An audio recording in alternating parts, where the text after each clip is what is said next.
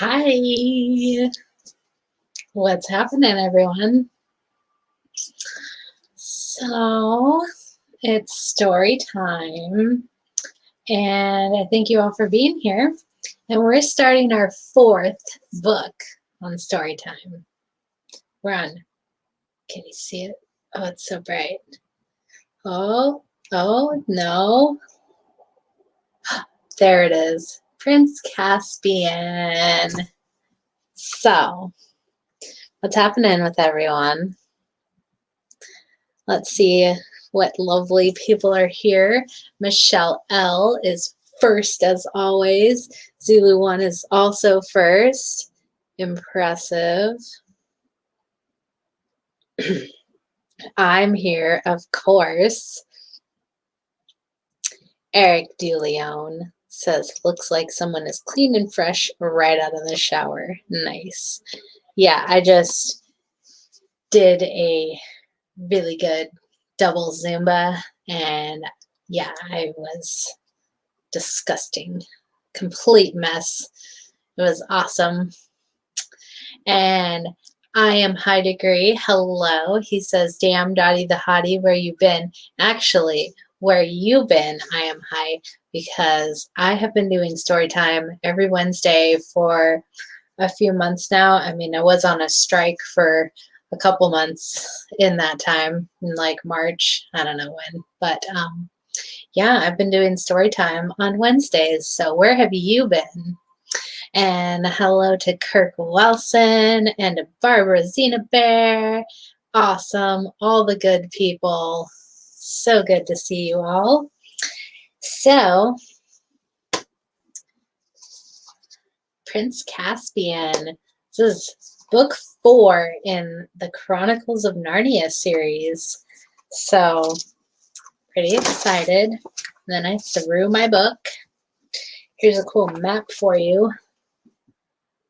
I know you guys love the pictures, but I also have that map right here.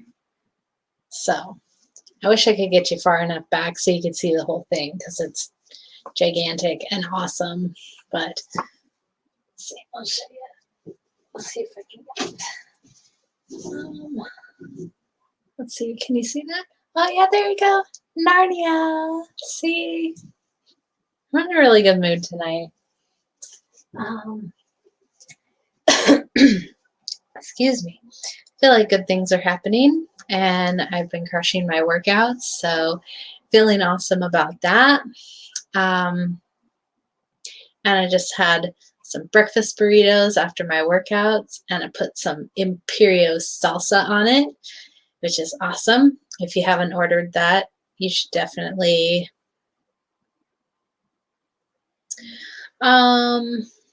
I thought you said weeks ago that you're going to do Lord of the Rings next. Do you have to get a petition going?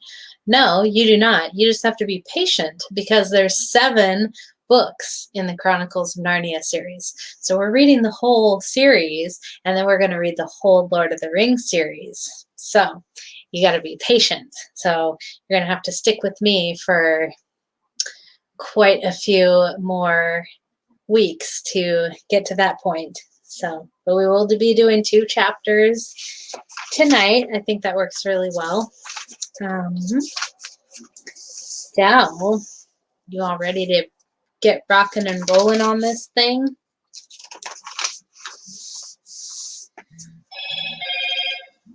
Sorry, let me turn my phone off so that people don't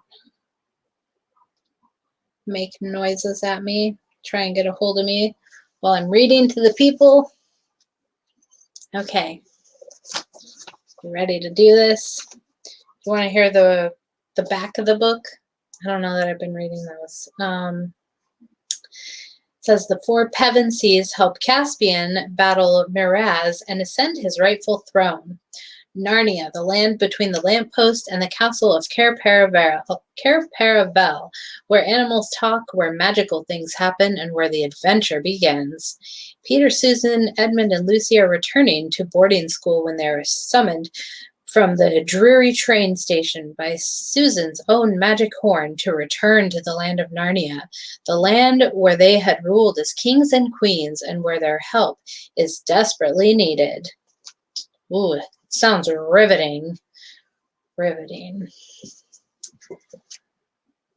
I'm putting Imperio salsa on my burrito right now. Yeah, that's the only way to go.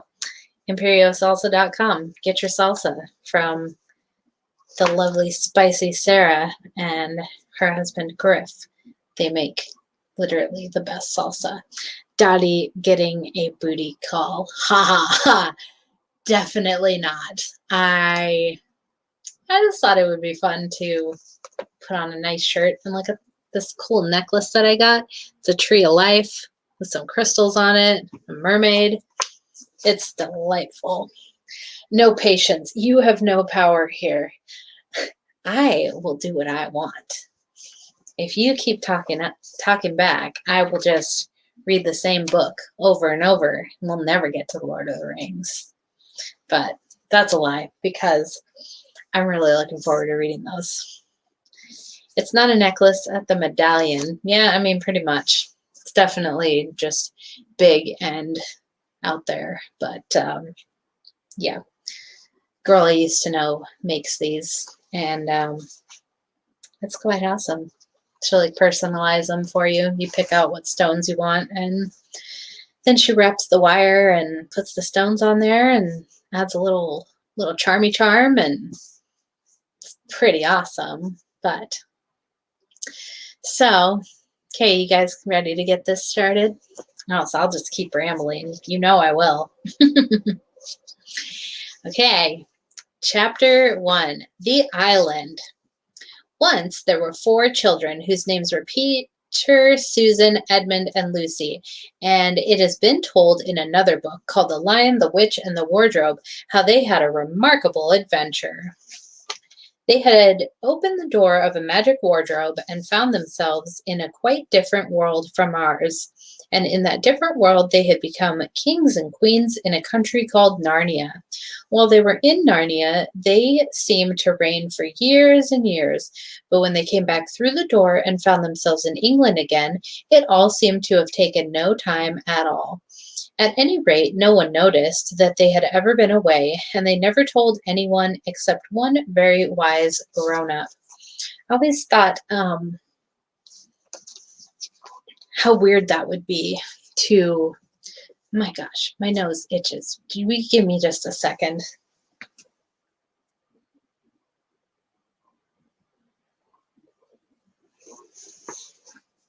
Okay, I think I'm going to survive now. Anyway, I always think it's so weird how they were gone for no time, and like they lived for literally years in Narnia and ended up, you know, growing up and being kings and queens, and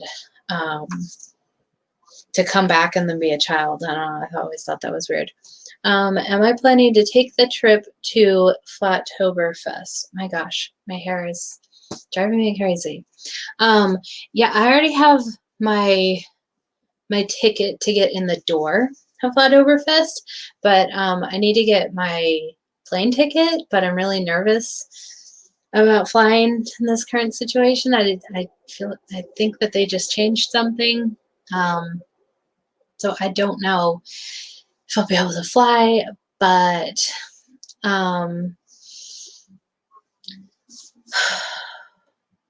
yeah, Eric says he was in Phoenix last week. The high desert is beautiful. 20 hours in a car was rough, I have to admit. Yeah, exactly, because my other option is to drive, and it's 4 days with no stops. And I mean, obviously, there's no way that I can drive that without stopping.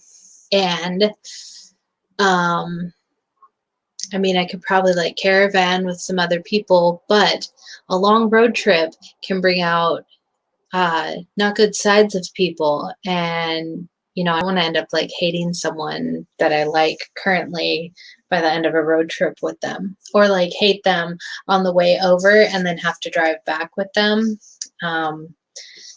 Yeah, I don't want that to happen with any of my friends. But yeah, I don't know. I have to figure out how I'm getting there, because like there's no way that I can miss it. But I don't know. I might have to like look into, I don't feel like it would be feasible to take a train, but maybe it would. I'll have to look into it. I've honestly never really thought about that. But you know, at least then I could like sleep on the train and not be driving. So I'm gonna look into that, actually. That might be really fun. We'll see. But yeah, I'm gonna go for sure. I just have to figure out how exactly I'm gonna get there. So that's my dilemma currently. But yeah. Float. That flat fellow. Hey, hey. 2,900 miles, spent $325 in gas. Yeah, I just went down to Cali and back, and it was really expensive. I never spent over $5 a gallon on gas, but even like I think the highest one was like $4.41 a gallon, and that one hurt. That was real rough because it's still like $3.90-ish here in Washington, which is terrible. But yeah, I refused to spend over $5 a gallon, and yeah, California was super expensive. That Flat Fellow says if anyone is in the Charlotte area, October 2nd, join me, Dr. Law, Karen B., Ted Summer, Brian Stavely, Crystal, Kirk, Free Flow, Chris, and many, many more. Contact me for more info, bar hopping, and activism. That's That Flat Fellow. $2.61 a gallon here. Oh, I wish, man. Yeah, a few months ago it was like $3.50-ish, and then after January it started going up. So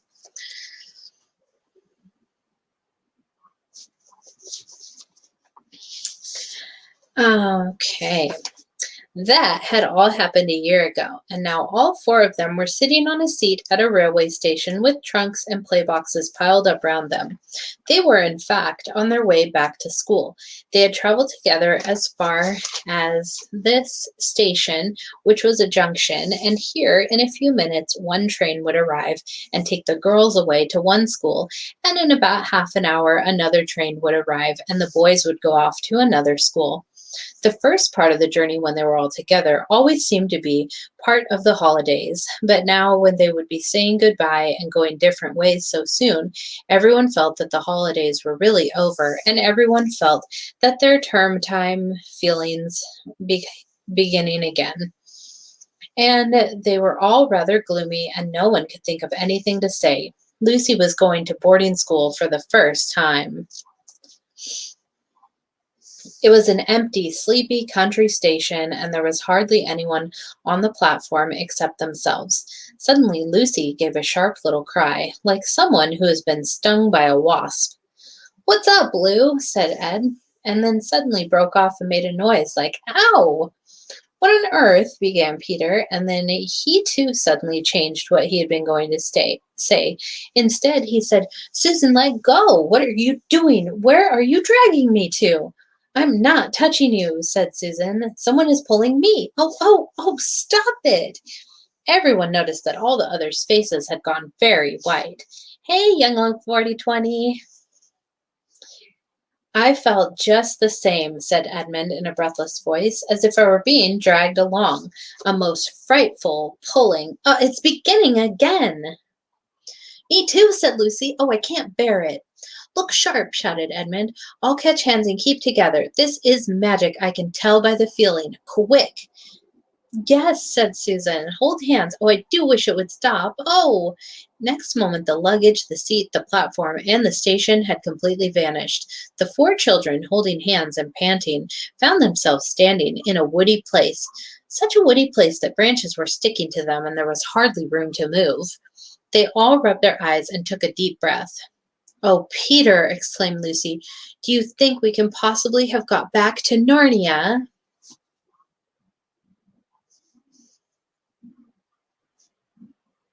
"It might be anywhere," said Peter. "I can't see a yard in all these trees. Let's try to get to the open, if there is any open." With some difficulty and some stings from nettles and pricks from thorns, they struggled out of the thicket. Then they had another surprise. Everything became much brighter, and after a few steps they found themselves at the edge of the wood, looking down on a sandy beach. A few yards away, a very calm sea was falling on the sand with such tiny ripples that it made hardly any sound. There was no land in sight and no clouds in the sky. The sun was about where it ought to be at 10 o'clock in the morning, and the sea was a dazzling blue. They stood sniffing in the sea smell. "By Jove," said Peter. This is good enough. 5 minutes later, everyone was barefooted and wading in the cool, clear water.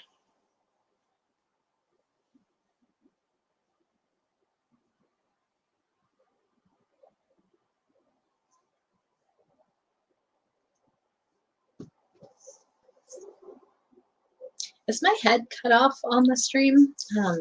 It looked like it might be when I popped over there, because it shows my whole everything on screen, but I don't know if I'm cut off at all.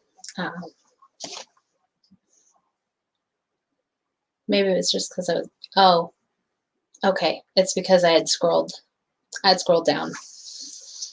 So that's why it looked like I was cut off. It's really difficult. Streaming is so fun. Okay.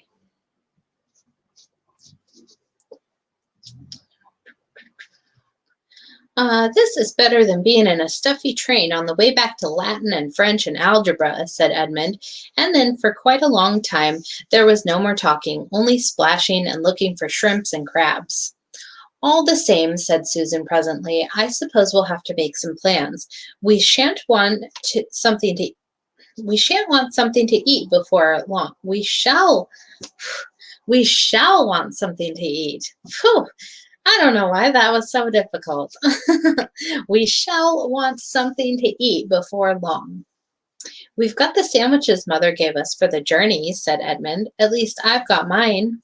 Not me, said Lucy. Mine were in my little bag. So were mine, said Susan. Mine are in my coat pocket. They're on the beach, said Peter. That'll be 2 lunches among 4. This isn't going to be such fun.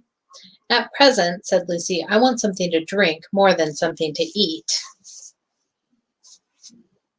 Everyone else now felt thirsty, as one usually is after wading in salt water under a hot sun. It's like being shipwrecked, remarked Edmund. In the books, they always find springs of clear, fresh water on the island. We'd better go and look for them. Does that mean we have to go back into all that thick wood? Said Susan. Not a bit of it, said Peter. If there are streams, they're bound to come down to the sea, and if we walk along the beach, we're bound to come to them. They all now waded back and went first across the smooth, wet sand and then up to the dry, crumbly sand that sticks to one's toes, and began putting on their shoes and socks. Edmund and Lucy wanted to leave them behind and do their exploring with bare feet, but Susan said this would be a mad thing to do. We might never find them again, she pointed out, and we shall want them if we're still here when the night comes and it begins to be cold. No, just carry them. So silly. Silly Susan. When they were dressed again, they set out along the shore with the sea on their left hand and the wood on their right. Except for an occasional seagull, it was a very quiet place. The wood was so thick and tangled that they could hardly see into it at all, and nothing in it moved, not a bird, not even an insect. Shells and seaweed and anemones or tiny crabs in rock pools are all very well, but you soon get tired of them if you are thirsty.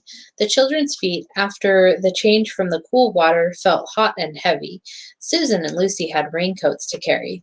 Edmund had put down his coat on the station seat just before the magic overtook them, and he and Peter took it in turns to carry Peter's great coat. There's Spicy Sarah. Presently, the shore began to curve round to the right. About a quarter of an hour later, after they had crossed a rocky ridge which ran out into a point, it made quite a sharp turn. Their backs were now to the part of the sea which had met them when they had first come out of the wood, and now, looking ahead, they could see across the water another shore, thickly wooded like the one they were exploring. I wonder, is that an island, or do we join on to it presently? Said Lucy. Don't know, said Peter, and they all plodded on in silence.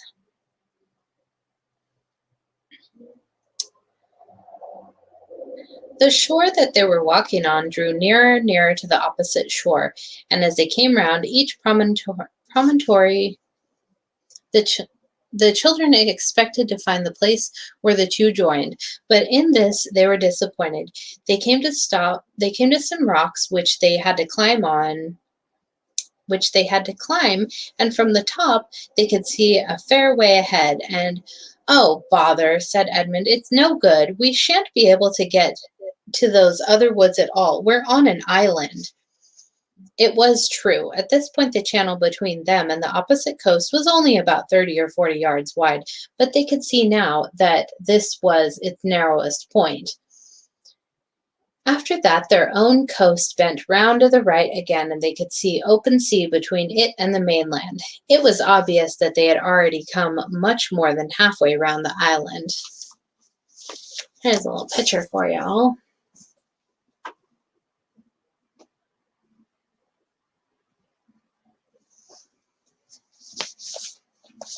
Wouldn't it be fun if these were pop-up books? "Look," said Lucy suddenly. "What's that?" She pointed to a long, silvery, snake-like thing that lay across the beach.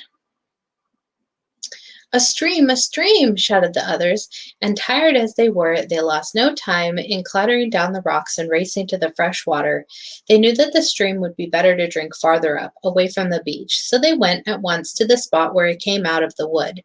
The trees were as thick as ever, but the stream had made itself a deep course between high, mossy banks, so that by stooping you could follow it up in a sort of tunnel of leaves.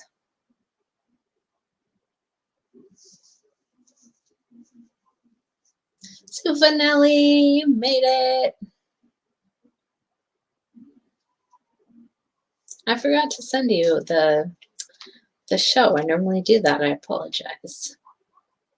Can't forget about Team Leader. They dropped on their knees by the first brown, dimply pool and drank, and dipped their faces in the water, and then dipped their arms in up to the elbows. "Now," said Edmund, "what about those sandwiches?" "Oh, hadn't we better save them?" said Susan. "We may need them far worse later on." "I do wish," said Lucy, "now that we're not as thirsty, we could go on feeling as not hungry as we did when we were thirsty." "But what about those sandwiches?" repeated Edmund. "There's no good saving them till they go bad. You've got to remember it's a good deal hotter here than in England, and we've been carrying them about in pockets for hours." So they got out the 2 packets and divided them into 4 portions, and nobody had quite enough, but it was a great deal better than nothing. Then they talked about their plans for the next meal. Lucy wanted to go back to the sea and catch shrimps, until someone pointed out that they had no nets. Edmund said that they must gather gulls' eggs from the rocks, but when they came to think of it, they couldn't remember having seen any gulls' eggs and wouldn't be able to cook them if they found any.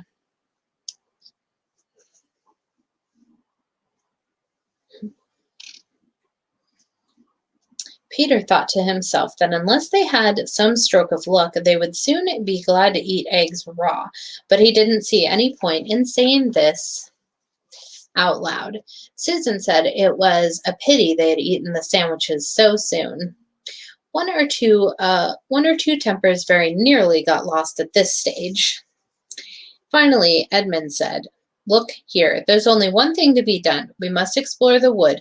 Hermits and knights errant and people like that always manage to live somehow if they're in a forest. They find roots and berries and things." "What sort of roots?" said Susan. "I always thought it meant roots of trees," said Lucy. "Come on," said Peter. "Ed is right, and we must try to do something, and it'll be better than going out into the glare and the sun again."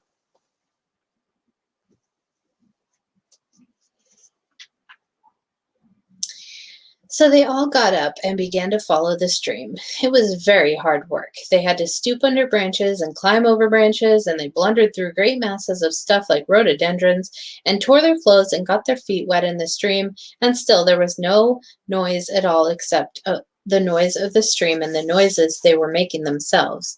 They were beginning to get very tired of it when they noticed a delicious smell, and then a flash of bright color high above them at the top of the right bank. I say, exclaimed Lucy, I do believe that's an apple tree. It was. They panted up the steep bank, forced their way through some brambles, and found themselves standing round an old tree that was heavy with large yellowish golden apples as firm and juicy as you could wish to see. And this is not the only tree, said Edmund, with his mouth full of apple. Look there and there. Why, there are dozens of them, said Susan, throwing away the core of her first apple and picking her second. This must have been an orchard long, long ago, before the place went wild and the wood grew up.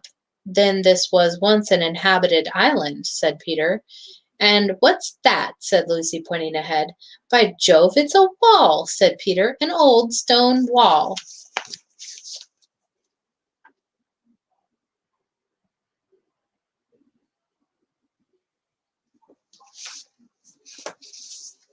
What have they found? So exciting. Pressing their way between the laden branches, they reached the wall. It was very old and broken down in places, with moss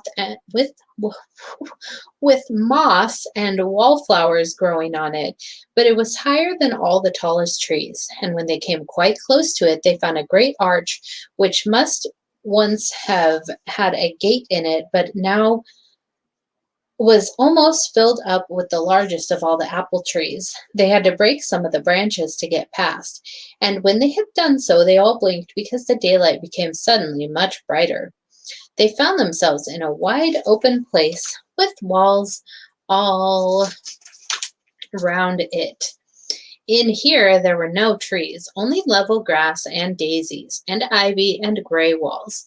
It was a bright, secret, quiet place, and rather sad, and all four stepped out into the middle of it, glad to be able to straighten their backs and move their limbs freely. Yeah, all about the pictures, Kirk.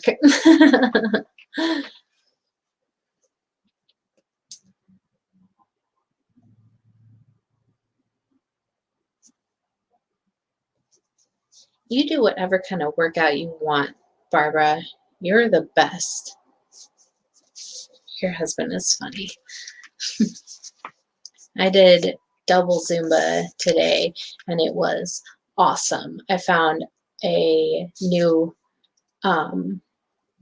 video on YouTube that is a lot of fun, because the one that I have been doing, oh, thank you, Sarah. Fresh out of the shower, so it's wild and free, and yeah, just doing whatever it wants. But thank you. Oh, Sue, you got trash pandas? Those are the best. I really want one for a pet, but I'd have to like rescue it as a baby, so that it's not insane. But what was I saying? I don't even know. Oh yeah, I did. I've been doing this one Zumba, and it is really awesome. I'm getting really good at it. But then I found a new one, and I like all of the songs on that one. So the other one, I skipped the first and last songs because I don't like them. And so this other one, I like all the songs on it. And Sarah, I'm actually going to start streaming my Zumba workouts probably next week. So you ladies should join me, because you don't need to go anywhere. You can just watch on your computer and do it in your living room or in your yard or whatever, and we can do Zumba together. So you should definitely join me. I will send you guys the link when I am going to do that stream. Probably do it next week. Just have to figure out what day I'm going to do it. But yeah, we should definitely do Zumba together, because I love it. Chapter 2, The Ancient Treasure House. This wasn't a garden, said Susan presently. It was a castle, and this must have been the courtyard. I see what you mean, said Peter. Yes, that is the remains of a tower, and there is what used to be a flight of steps going up to the top of the walls.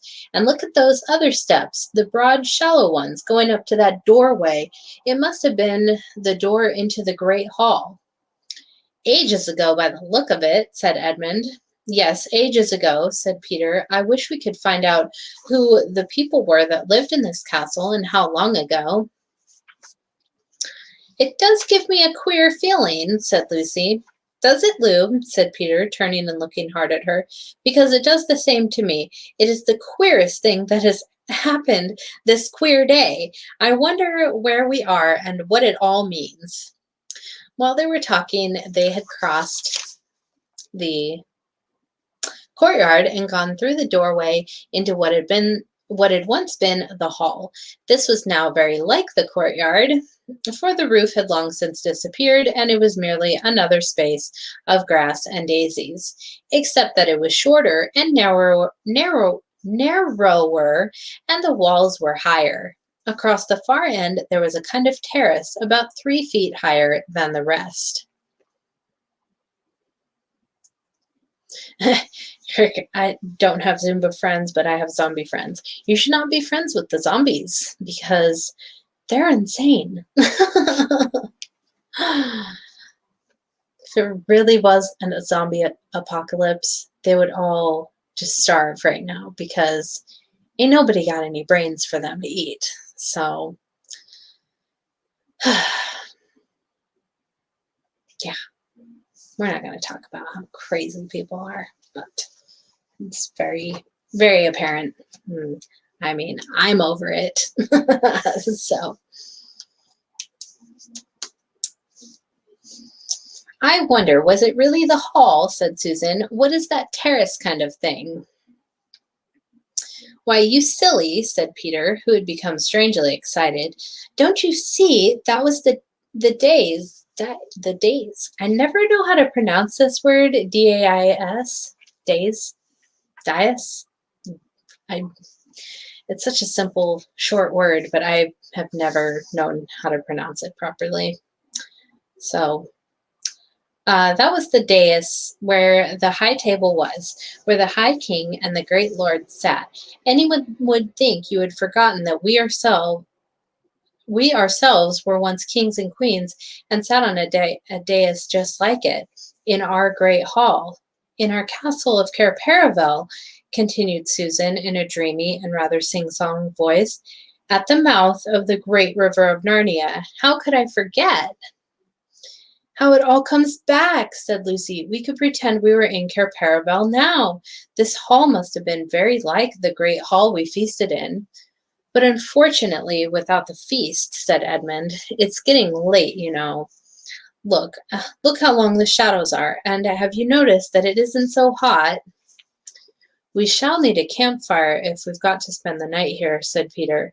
I've got matches. Let's go and see if we can collect some dry wood.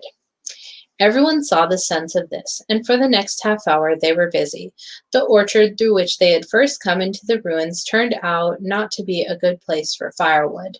They tried the other side of the castle, passing out of the hall by a little side door into a maze of stony humps and hollows which must once have been passages and smaller rooms, but was now all nettles and wild roses. Beyond this, they found a wide gap in the castle wall and stepped through it into a wood of darker and bigger trees, where they found dead branches and rotten wood and sticks and dry leaves and fir cones in plenty. They went to and fro with bundles until they had a good pile on the dais. At the fifth journey, they found the well, just outside the hall, hidden in weeds, but clean and fresh and deep when they had cleared these away. The remains of a stone pavement ran halfway around it. Then the girls went out to pick some more apples, and the boys built the fire on the dais, and fairly close to the corner between the two walls, which they thought would be the snuggest and warmest place. They had great difficulty in lighting it and used a lot of matches, but they succeeded in the end. Finally, all four sat down with their backs to the wall and their faces to the fire. They tried roasting some of the apples on the ends of sticks, but roast apples are not much good without sugar, and they are too hot to eat with your fingers till they are too cold to be worth eating. So they had to content themselves with raw apples, which, as Edmund said, made one realize that school suppers weren't so bad after all. I shouldn't mind a good thick slice of bread and margarine this minute, he added, but the spirit of adventure was rising in them all, and no one really wanted to be back at school.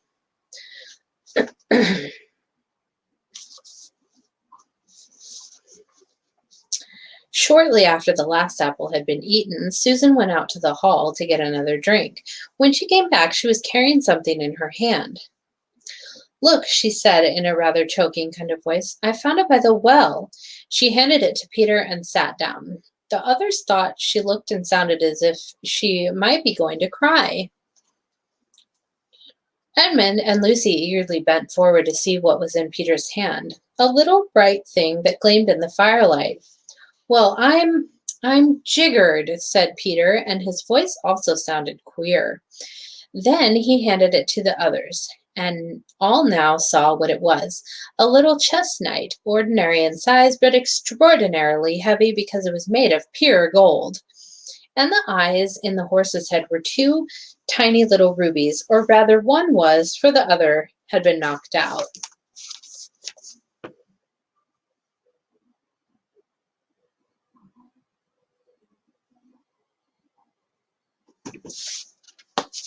Pictures for you people.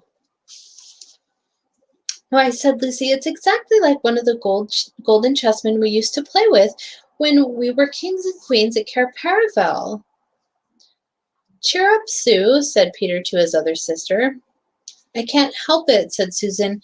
It brought back, oh, such lovely times, and I remembered playing chess with fauns and good giants, and the mer people singing in the sea, and my beautiful horse, and now, said Peter in quite a different voice, it's about time we four started using our brains. What about? Asked Edmund. Have none of you guessed where we are? Said Peter.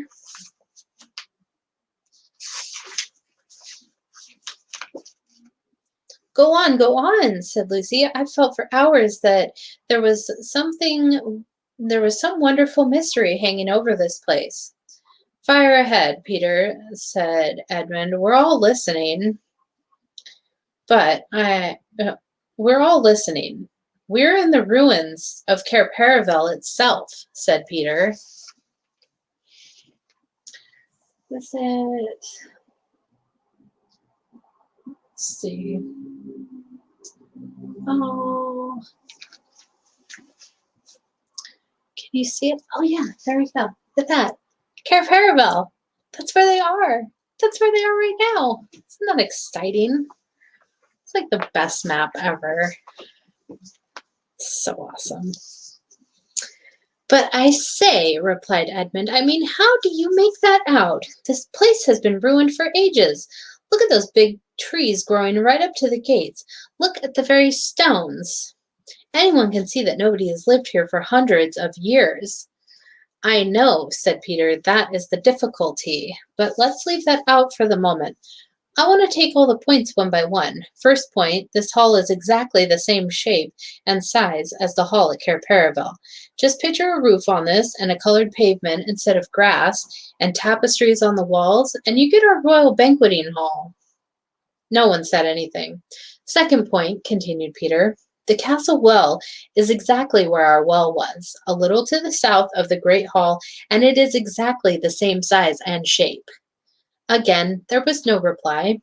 Third point, Susan has just found one of our old chessmen, or something as like one of them as 2 peas. Still, nobody answered. Fourth point, don't you remember, it was the very day before the ambassadors came from the King of Calorman. Don't you remember planting the orchard outside the north gate of Caspian, the greatest of all the wood people? Pomona herself came to put good spells on it. It was those very decent little chaps, the moles, who did the actual digging. Can you have forgotten that funny old Lilygloves, the chief mole, leaning on his spade and saying, believe me, your majesty, you'll be glad of these fruit trees one day. And by Jove, he was right. I do, said Lucy and clapped her hands. But look here, Peter, said Edmund, this must be all rot. To begin with, we didn't plant the orchard slap up against the gate. We wouldn't have been such fools.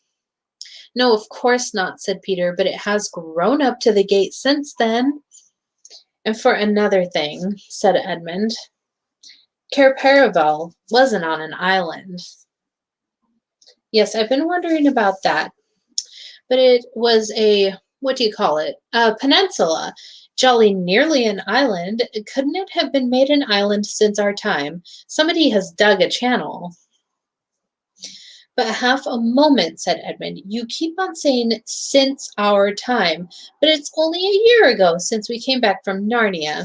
And you want to make out that in 1 year castles have fallen down and great forests have grown up, and the little trees we saw planted ourselves have turned into a big old orchard, and goodness knows what else. It's all impossible. What a muggle.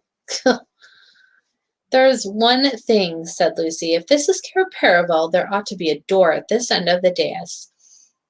In fact, we ought to be sitting with our backs against it at this moment. You know, the door that led down to the treasure chamber? I suppose there isn't a door, said Peter, getting up. The wall behind them was a mass of ivy. We can soon find out, said Edmund, taking up one of the sticks that they had laid ready for putting on the fire. He began beating the ivied wall. Tap, tap went the stick against the stone, and again tap, tap, and then all at once, hiccups, and then all at once, boom, boom, with a quite different sound, a hollow, wooden sound. Great Scott, said Edmund. Edmund is always such a downer. He really is. He really is.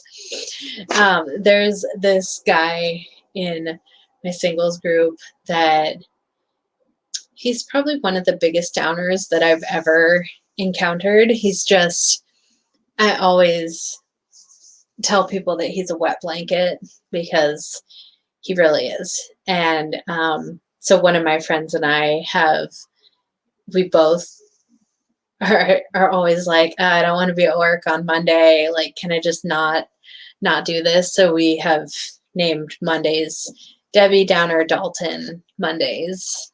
And yeah, Edmund is definitely just like Dalton, just always just bringing in the negativity and just can't have a good time no matter what.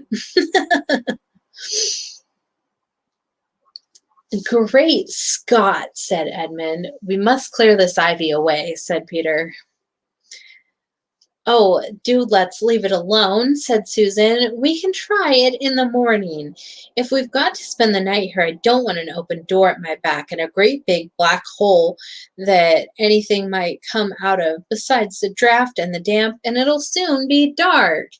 Susan, how can you? Said Lucy with a reproachful glance, but both the boys were too much excited to take any notice of Susan's advice. They worked at the ivy with their hands and with Peter's pocket knife till the knife broke. After that, they used Edmund's. Soon the whole place where they had been sitting was covered with ivy, and at last they had the door cleared. Locked, of course, said Peter.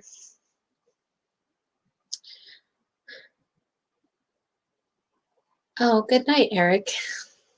I mean, there's probably only a few pages of this chapter left. Can't make it. Can't make it. One of them is all picture. Yeah, you only have 7 pages left. You're gonna dip out? Okay, much love. But the wood's all rotten, said Edmund. We can pull it to bits in no time, and it will make extra firewood. Come on. It took them longer than they expected, and before they had done, the great hall had grown dusky, and the first star or two had come out overhead. Susan was not the only one who felt a slight shudder as the boys stood above the pile of splintered wood, rubbing the dirt off their hands and staring into the cold, dark opening they had made. Now for a torch, said Peter. Oh, what is the good, said Susan, and as Edmund said, I'm not saying it now, Edmund interrupted. I still don't understand, but we can settle that later. I suppose you're coming down, Peter. We must, said Peter. Cheer up, Susan. It's no good behaving like kids now that we're back in Narnia. You're a queen here. And anyway, no one could go to sleep with a mystery like this on our minds.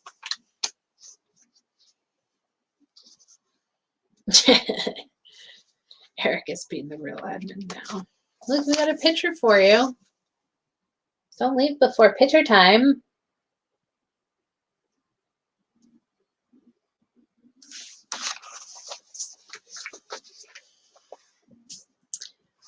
You're getting buffering. I don't know why. I don't know why at all.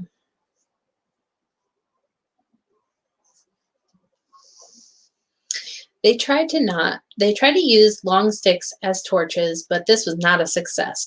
If you held them with the lighted end up, they went out, and if you held them the other way, they scorched your hand and the smoke got in your eyes. In the end, they had to use Edmund's electric torch. Luckily, it had been a birthday present less than a week ago, and the battery was almost new. He went first with the light. Then came Lucy, then Susan, and Peter brought up the rear. I've come to the top of the steps, said Edmund. Count them, said Peter. 1, 2, 3, said Edmund as he went cautiously down, and so up to 16. And this is the bottom, he shouted back. Then it really must be Cair Paravel, said Lucy. There were 16. Nothing more was said till all four were standing in a knot together at the foot of the stairway. Then Edmund flashed his torch slowly round. Oh, said all the children at once, for now all knew that it was indeed the ancient treasure chamber of Cair Paravel, where they had once reigned as kings and queens of Narnia. There was a kind of path up the middle, as it might be in a greenhouse, and along each side, at intervals, stood rich suits of armor like knights guarding the treasures.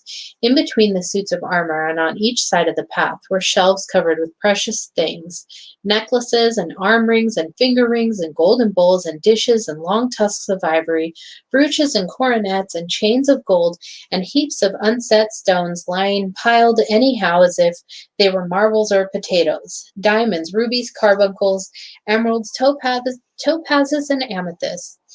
Under the shelves stood great chests of oak strengthened with iron bars and heavily padlocked, and it was bitterly cold, so still that they could hear themselves breathing, and the treasures were so covered with dust that unless they had realized where they were and remembered most of the things, they would hardly have known they were treasures.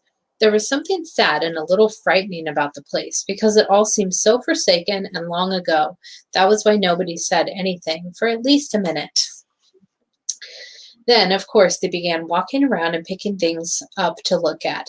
It was like meeting very old friends. If you had been there, you would have heard them saying things like, "Oh, look, our coronation rings. You remember first wearing this? Why, this is the little brooch we had all thought was lost. I say, isn't that the armor you wore in the great tournament in the Lone Islands? Do you remember the dwarf making that for me? Do you remember drinking out of that horn? Do you remember? But suddenly Edmund said, Look here, we mustn't waste the battery. Goodness knows how often we shall need it. Hadn't we better take what we want and get out again? We must take the gift, said Peter, for long ago at a Christmas in Narnia, he and Susan and Lucy had been given certain presents which they valued more than their whole kingdom. Edmund had had no gift because he was not with them at the time. This was his own fault, and you can read about that in the other book. We already read that. They all agreed with Peter and walked up the path to the wall at the far end of the treasure chamber. And there, sure enough, the gifts were still hanging. Lucy's was the smallest, for it was only a little bottle, but the bottle was made of diamond instead of glass, and it was still more than half full of the magical cordial which would heal almost every wound and every illness. Lucy said nothing and looked very solemn as she took her gift down from its place and slung the belt over her shoulder and once more felt the bottle at her side where it used to hang in the old days. Susan's gift had been a bow and arrows and a horn. The bow was still there, but the ivory quiver full of well-feathered arrows. But, "Oh, Susan," said Lucy, "where's the horn?" Oh, bother, bother, bother, said Susan after she had thought for a moment. I remember now. I took it with me the last day of all, the day we went hunting the white stag.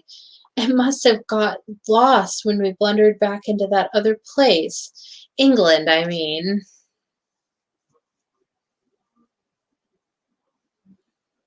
Edmund whistled. It was indeed a shattering loss, for this was an enchanted horn, and whenever you blew it, help was certain to come to you, wherever you were. Just the sort of thing that might come in handy in a place like this, said Edmund. Never mind, said Susan. I've still got the bow. Then she took it. Won't the string be perished, Sue? Said Peter. But whether by some magic in the air of the treasure chamber or not, the bow was still in working order. Archery and swimming were the things Susan was good at.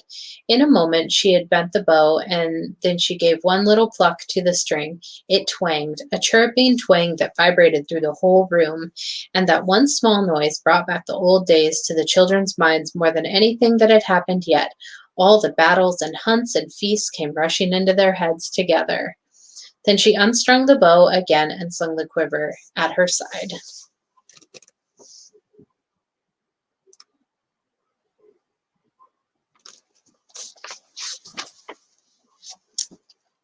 Next, Peter took down his gift, the shield with the great red lion on it and the royal sword.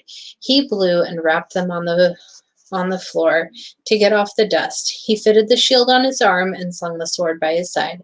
He was afraid at first that it might be rusty and stick to the sheath, but it was not so. With one swift motion, he drew it and held it up, shining in the torchlight.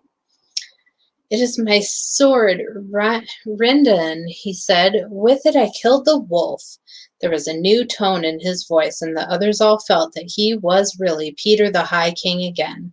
Then, after a little pause, everyone remembered that they must save the battery. They climbed the stair again and made up a good fire and lay down close for warmth. The ground was very hard and uncomfortable, but they fell asleep in the end.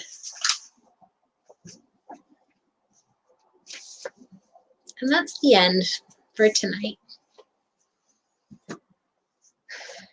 So, the children are back in Narnia, back at Cair Paravel, but clearly it's been hundreds of years, and Cair Paravel is falling apart, and it's been a really long time since I read this book, so I don't quite remember what all happens, but it's definitely going to be a good one, as always.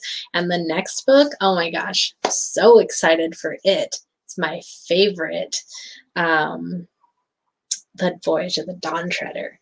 So that's book 5, and so excited for that one.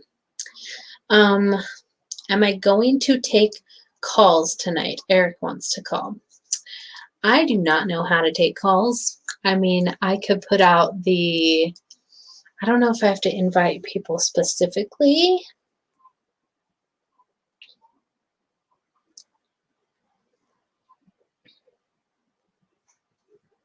Let's see.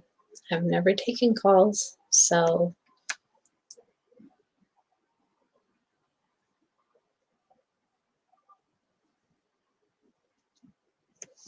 let's see if that works. I have no idea. I have no idea.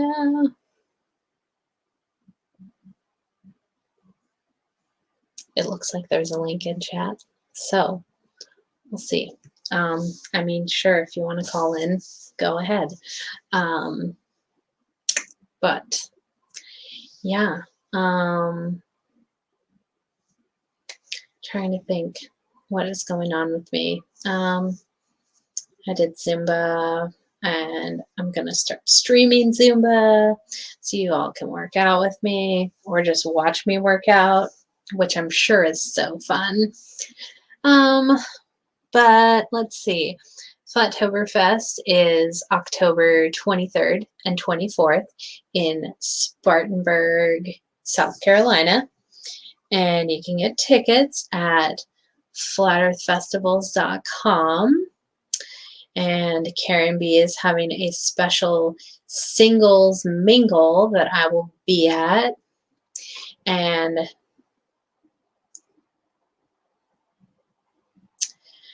as a woman, what are some of the attributes that you look for in a man that mean the most? Wow, way to put me on the spot there.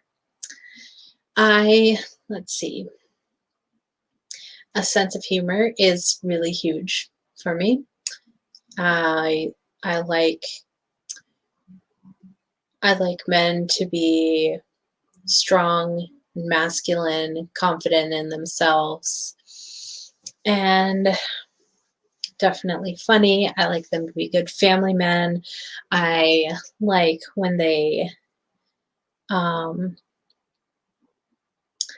just like take pictures of them working and or like aren't afraid to get dirty, willing to build stuff. I definitely looking for someone who is willing to live on a farm, because I would I have the dream of having a farm. I would love to have, 30, 50, 100 acres, a ton of acres. So definitely looking for a man who is willing to live that life with me, because there's going to be a lot of stuff to do on the farm. There's going to be a lot of animals to take care of. So he has to be a lover of animals. I like men who aren't afraid of large bugs. That's funny. Whenever I get a spider in the bathroom, if it's up on the ceiling, I tell it, if you stay on the ceiling, I'll leave you alone. If it's in the shower, it's going to get washed down the drain. That's just, if it's in the bottom of the shower, that's going to happen. If it's on the wall, though, I will catch it in like a cup or something and put it outside. Try not to kill them. They're just trying to do their thing, We wouldn't like it if we're just trying to do our thing and, someone comes along and squishes us. We wouldn't enjoy that. So, but I'm definitely not a fan of spiders, so I don't want them around. But I have tried to stop killing them, because everything has its place. So whatever. In other words, you want a Superman. Well, you did ask, and there is a reason that I am single. Obviously, I haven't found that guy. I would really like a bear kind of man, because all of them seem to be into the shit that I'm into. Yeah, you're below average, Kirk. Not funny at all. No.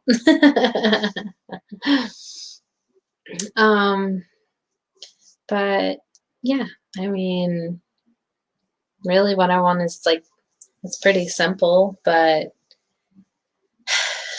I don't know. Seems like multiple people have, a few of the qualities that I want. I don't know. There's obviously good and bad to every relationship, but yeah, there is. I have a couple friends that are pretty cool. I don't know that I see anything with them. I have one friend that I would like to pursue something with, but I don't know how to explain. Hey, Doc Michael, what's up? I say that because if you ask a woman what she wants in a man, it's always 20 things. If you ask a man what he wants in a girl, it's topped out about 3. Yeah.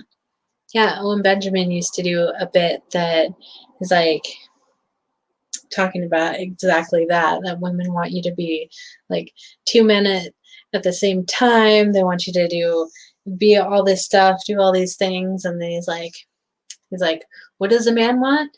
Oh, you fuck him and feed him and repeat until he's dead. that's yeah, I mean, men are definitely pretty simple, but you know, hey, Zulu one, what's up?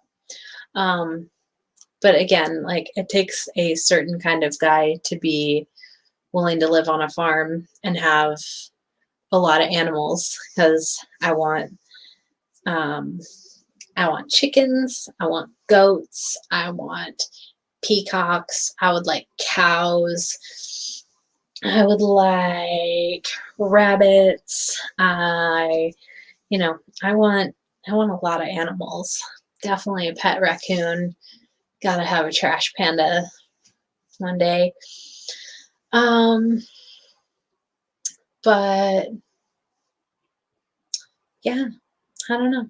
I would just like someone who, you know, treats me good, treats my son good, and appreciates me, stands up for me, and, you know, doesn't let other people like talk shit to me or try and push me around or stuff like that. But yeah, I don't know. I don't know.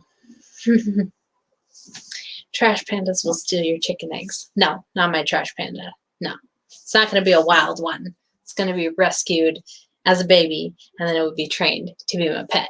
So, and then later you hear about, you know, hey, did you hear that Dottie got her face scratched off by a raccoon that went freaking AWOL?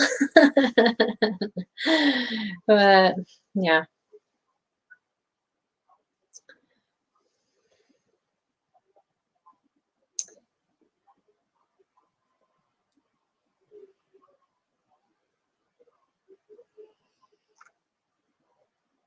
Yeah, I mean, guys are they can definitely be pretty easy to please. But also, I don't know, I mean, I'm just I can be really hard to deal with. And so I feel like even if I got along awesomely with someone, I would still, like, I don't know that I ever want to live with someone again. You know, even if I was like with someone committed to that person, I feel like we would both have our own tiny houses on our, 100 acres, because I really I enjoy my solitude time. But then, then I go back to wanting companionship, and then I go back to wanting my solo time. So I don't know, I feel like it's good to have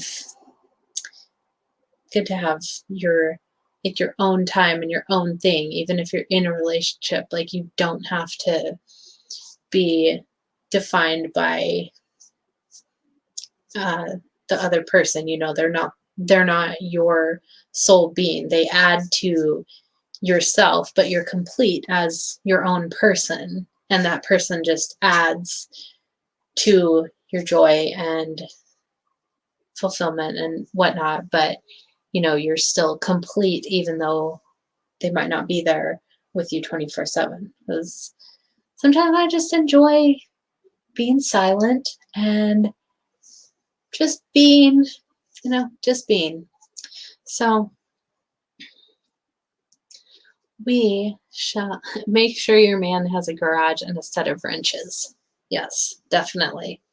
Because any man who lives with me, I mean, you're going to have to build me stuff. It's what's going to happen. Like, I'm going to be like, hey, I really want this, and I would love for you to build it for me. So, or build it with me. But yeah, I went and looked at an RV this weekend, and I don't know that I'm going to get that one. I think the amount and type of work that it needs done, I am not ready to do that.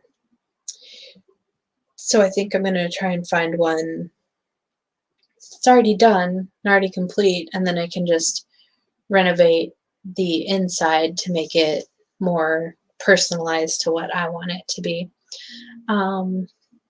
But I had a lot of fun this weekend. This was a bear that I found on Bertaria Times app, and so I went over to his place, and then two other bears, a married couple, they came out, and Adam, he made fresh hamburger buns. And we had some awesome hamburgers. It was like local ground beef. The veggies were out of the other girl's garden. And then the fresh made hamburger buns. Best burger I've ever had. And then he also made jalapeno cheese bread. And it was great. All right. Good night, Eric. Much love. Thanks for tuning in. Thanks for making it through story time. But yeah, he has rabbits and he has chickens. And so I had a ton of fun just watching his chickens and his rooster interact with the hens. And yeah, he said that whenever I have space, he'll give me some chickens. And man, I wish I could have taken some of them right now. He has quite a few roosters that he needs to get rid of. And two of them, like, they are stunning roosters. I wanted them so bad. They're so lovely. Oh my gosh. But I'm not allowed to have chickens in my gated community. So I have to get my RV first. I have to find a piece of land first, and then I can embark into a few animals. Maybe somewhere along that way I will find a man to join me, but if not, that's fine too. Yeah, I mean, I definitely have, I don't know, I have people that I could be interested in. When I saw recently, didn't really get to see him for as long as I had hoped, but I don't know. I'm just like terrible at judging how people respond to me. I just assume that people just see me as a friend. And so I don't know. I don't really know how to pursue like dating very well. So I don't know. I'm just kind of not. I mean, I've gone on a few dates recently, but I don't know. I don't know what to think, what to say really. I just kind of am doing me and figuring it out as I go. And yeah, van life, can live in Walmart parking lots. Yeah, there's always a ton of RVs at my work in the parking lot. Always different ones. They just come through for the day, the night, a few hours. I don't know. There's always many there. Awkwardness. Yep, that's me. I am definitely not well versed in just being single and dating people. Like, I've gone from like, I've just been in a lot of like heavy relationships, and yeah, I'm still trying to figure out how to be just on my own, single, do my own thing, whatever. But I don't know. We'll see. We'll see what happens. But I am going to the singles mingle at Flattoberfest. So if any of you are single or know single guys who are like, hey, you should go to this because she's going to be there, and I think you would be good for her. But yeah, it's going to be a lot of fun. 9:12. Probably about ready to get out of here.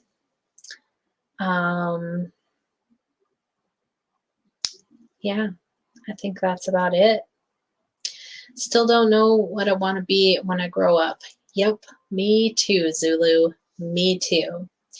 So, I mean, like, why can't I just live on a farm and teach people about the garden and help them see our loving creator by being in the garden? And why can't I just tend to the animals? Why can't that just be my job? Because tell you what, man, working for corporations, that will fill your bank account, but that doesn't fill your soul. Doesn't do it at all. Yeah, you gonna go to the singles mingle, Zulu? I mean, you're not really single at all, but might as well be, I guess. I don't know. You know you want to come live on my farm. um, let's see. Are you going to have a roof rack on your van so you can have a guest? Maybe. Who knows? I'd like to have like a rooftop garden. I think that'd be sweet. Um, I'll kill shit, fix shit, move shit. Someone else can grow stuff. That's what I mean. There's always work in the field for the brown people, Zulu. Yeah, I mean, that's what I really, really want to do. Like, I don't care about money, but I know it's a necessary tool in this world. But yeah, if it was up to me, I would just live on a farm and I would just tend to the animals and the children that are there and just grow the garden. And yeah, I would love to just bring people from the community into my garden and let them learn about just growing food and how wonderful it is. I was very excited to see a couple green beans on my my trellis. I ate them. They were good. They were variegated, really pretty. I think they were rattlesnake pole beans. Pretty sure that's what they were. And they were really tasty. They were like purple and green. Ate them right outside. They were so good. I've gotten quite a few tomatoes. I have some zucchini that are about ready to harvest, so really excited for those. But yeah, I mean, that's what I want my job to be. But man, it's impossible to just like find land when if you don't have money. I mean, who's gonna take me under their wing? I I just I don't know. But that is definitely my dream. And I know there's enough of us who want that we should be able to buy a big piece of land and make our own town, basically. You can actually buy ghost towns here in Washington. So, I mean, there's so many options, but I feel like at this point, people say that they want to do that, but then nobody is organizing it to make it happen. So, I want to go from just talking about this and dreaming about it to actually doing it. Like, how do we the get enough people together who are going to get along and just buy a big, huge plot of land? So, I mean, if there's enough land, you can all have plenty of space, be out of each other's way, but still have people nearby that you can trust. So you can get a big enough property, a parcel piece to you. That would be wonderful, Barbara. That would be really just a dream come true, because I do not need a lot of space for my house, that's for sure. And yeah, I just really want to be around good people. And yeah, my state is getting back to the insanity. And I really want to get out of it. I want to go somewhere else. Told people you can actually buy towns with infrastructure and maybe even a couple residents still living there. Yeah, there's whole ghost towns for sale here in Washington, and I think that would be awesome. And but yeah, we just have to, there's definitely a way to make it happen, but we have to just make it happen. So yeah, any of us who are tired of the city, tired of the nonsense, we need to band together and make things better for ourselves, because staying in the cities and staying with the corporations and all that, it's not going to get better. It's not at all going to get better. It's just keeps getting worse. And so need to be like the Amish with hot running water and electricity, whatnot. But yeah, I feel like we can make it happen. We just have to do it. But yeah, I think I'm gonna get out of here. So I gotta get ready for bed soon. Work always comes so early. But I thank you all for being here. Let me give some shout outs before I go. Doc Michael, Barbara Zena Bear, Kirk Wilson, Zulu One, my bestie, Sue Finelli, Spicy Sarah, Eric DeLeon. I know he went to bed, but he was here. Shut that out. I Am High Degree was here. Basque Bear. Hey. Like seeing bears here. Like seeing all of you here. You all make everything awesome. Best tribe ever. Best tribe ever. Thank you, Kirk. Always a pleasure when you're here. Dedicated member to Dottie's world. So, I love all you guys and gals the most. Don't forget to get your salsa at imperialsalsa.com. Get the Flat Earth, Sun, Moon, and Zodiac Clock app. Subscribe to all the channels on Rockfin. That's where all the cool kids are going. And don't forget to pick up your tickets for Flattoberfest, October 23rd and 24th, Spartanburg, South Carolina. Get that at flatearthfestivals.com. And you can get your tinfoil hat at thetinfoilhatfactory.com. So, do all that stuff. Much love, guys and gals. I appreciate you all. You're all my favorite. So, I will see you all on the flat side. Much love.